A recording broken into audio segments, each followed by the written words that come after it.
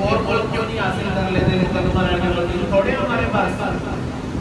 چلے اگر نیا ملک نہیں لے سکتے کم از کم جو کشمیر ہمارے ساتھ اس کی عوام ہمارے ساتھ ہے انہیں انگریزوں کی عدالتوں میں مقدمہ لڑ کے کشمیر کو اپنے ساتھ شامل کر لیں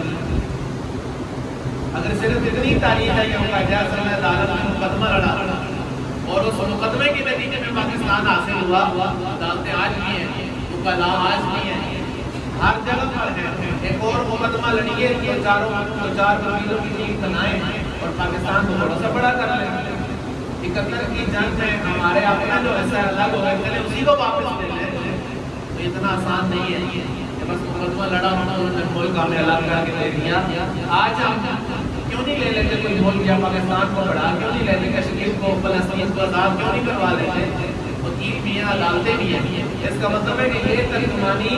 یہ فکر صحیح نہیں ہے اس کے لیے ایفرٹ کچھ اور ہے وہ ایفرٹ کیا ہے مسلمانوں نے بڑے صغیر کے مسلمانوں نے 1857 میں سب سے پہلے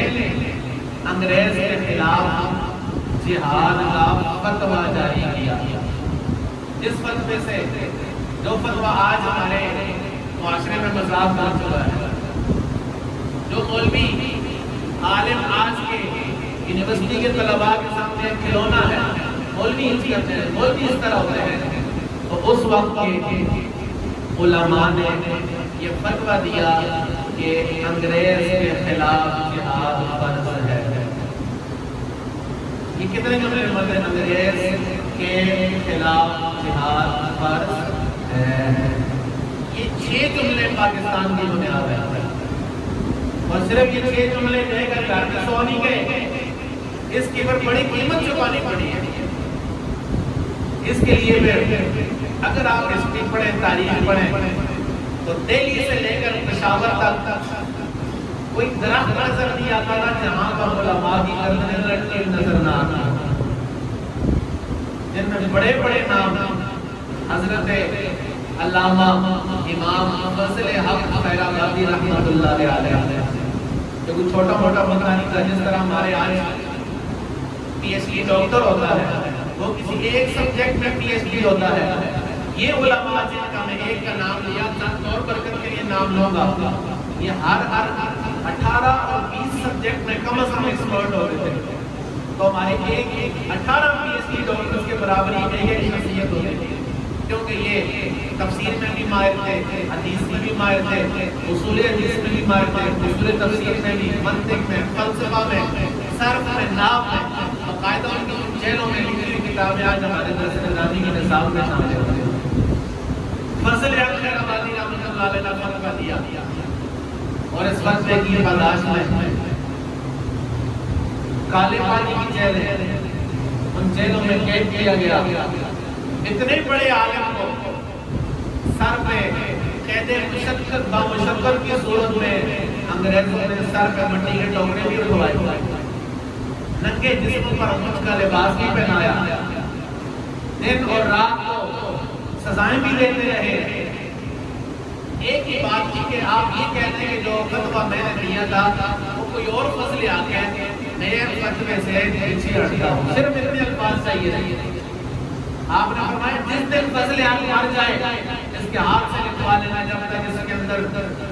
سانس چلتی ہے یہ دین مصطفیٰ صلی اللہ علیہ وسلم سے پیچھے نہیں ہٹ سکتا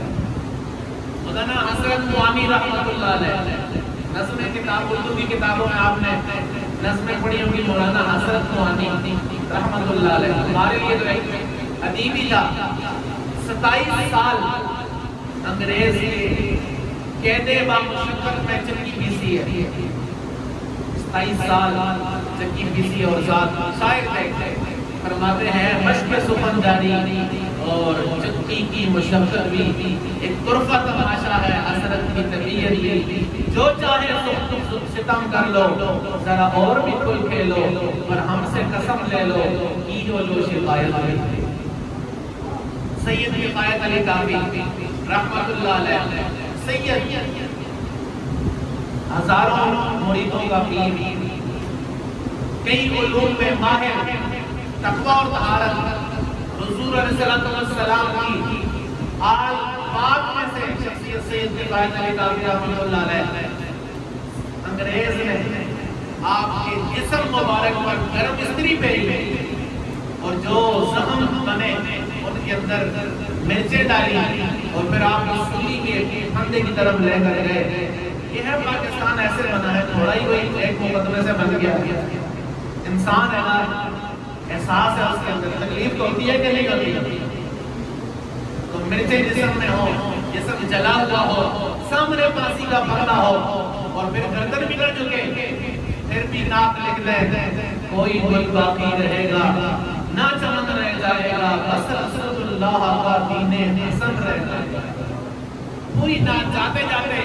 یہاں پر تو ہم نے دیکھا ہے بڑے بڑے جرنیلوں کو بھی، مشرف جیسے کھڑے پیش کو بھی پھانسی کی طرف جاتے ہوئے دل کا دورہ پڑ جایا، عدالت کی طرف جاتے ہوئے دل کا دورہ پڑ جایا کرتا تھا. یہ وہ لوگ تھے کہ جو دین مصطفیٰ کے نور سے منور ہو کر پھر پھانسی پر لٹک بھی گئے. پھر ایک ایک دن میں ہزاروں علماء کو توپوں کے اوپر بٹھا کر اٹھا دیا گیا. اور ٹامسن بھی کہتا ہے، جس نے برے صغیر کی لکھی، انگریز کہتا ہے ہم نے بڑا زور لگایا، ایک عالم بھی ایسا نہیں ملا جس نے یہ کہا کہ ہم نے پہلے غلط کیا، ہم معافی مانگتے ہیں. 22,000 علماء نے اپنی جانیں دے دی ان 6 لفظوں کے پیچھے کہ انگریز کے خلاف جہاد فرض ہے، وہ فتویٰ دیا. اور اس کے پیچھے 22,000 علماء، احمد اللہ شاہ مدرسی رحمہ اللہ، اس وقت آپ کے سر کی قیمت ہزاروں روپے لگی تھی. انگریز نے کہا جو بندہ یہ ہمیں قابو کرا دو اس میں پیسے لیں گے. غدار تو ہمارے اندر ہمیشہ سے موجود ہوتے ہیں. آپ کی گردن کاٹ کر ڈیلی چوک میں لٹکائی گئی اور 8 دن تک خون ٹپکتا رہا. کیوں؟ یہاں پر تو